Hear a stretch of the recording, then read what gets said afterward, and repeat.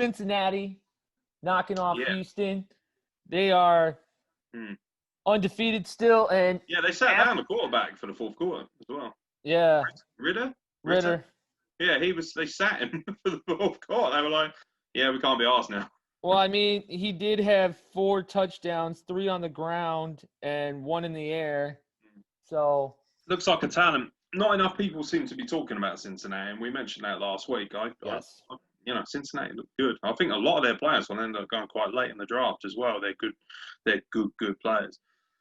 I like the look of what I've seen of Cincinnati. I watched their game last week pretty well and thought they were really good in that game. So, but obviously I bow to what games I'm afforded to watch via the schedule of YouTube. Right. Notre Dame, with Notre Dame winning and Clemson going down, Clemson will probably go to 2nd or 3rd. Alabama will go to 1. Notre Dame will probably go to 2. And that might push. The only thing I could see is maybe Ohio State going from 4 to 3 and Clemson going to 4. But if they think that this was enough to knock Clemson out of the top 4, we could see Cincy in the top 4. I think taking a foot off the gas a little bit might hurt them. I'm told that running up the score can help a little bit at times, and they didn't do that in the fourth quarter. Could have kept him out there and just fucking massacred them. So I don't know. I again, where I am so early doors, I won't be able to really lend too much in the way of an argument to that. From what I've seen so far, they're a fantastic outfit, and it's nice to hear a different, team being mentioned, because I've never heard of Cincinnati being thrown around there as a college heavyweight before until now. That being said, from what I've seen so far, I don't think they're good enough to be in the Final Four. It will be an interesting situation. Have they got a big ranked game left?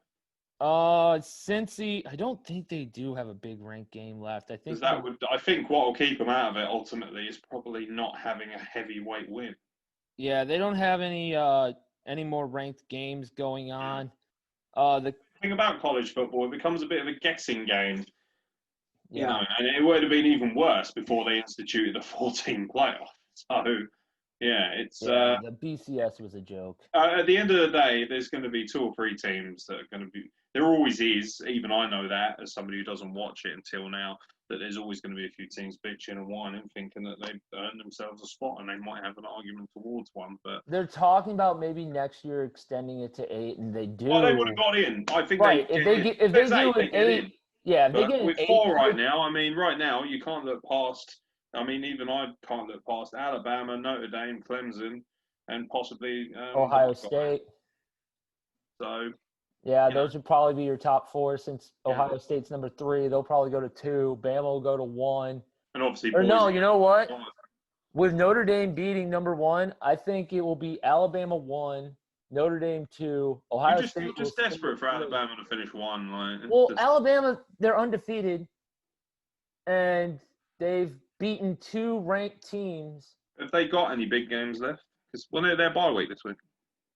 It was their bye week this week. They have LSU, Auburn, who's ranked, and they have Kentucky and Colonel. Then they have the SEC championship game, which could either be Florida or Georgia. That looks like their biggest possible opportunity to slip up. I don't see them doing that. Yeah. Florida might have a chance if they can put enough points up on them. Yeah, I don't know. LSU, Kentucky, Auburn, and then Arkansas to end out the year, and then the SEC championship game, which again will either be Florida. We shall see you in the SEC championship. Yeah, it will either be Florida or Georgia. What's next, mate? Yes, next